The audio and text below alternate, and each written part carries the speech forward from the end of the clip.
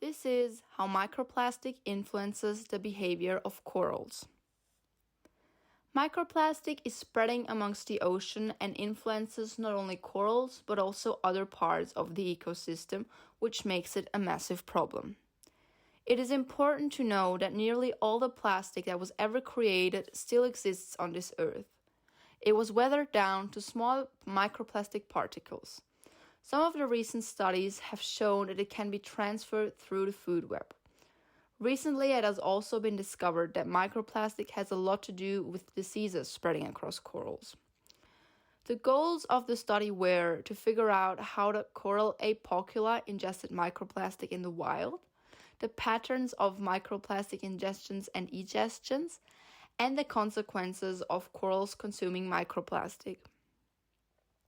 The amount of microplastic found in apocula corals that are living in the wild is significant, with an average of 112 particles per polyp. The microbeads are initially gathered in the central mesentery of the corals, but over time there is a reduction in their concentration, which means corals do most likely ingest the plastic again.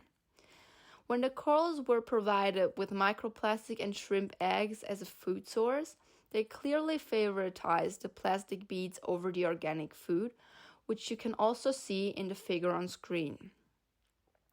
So we found out that corals prefer to ingest microplastic instead of natural food.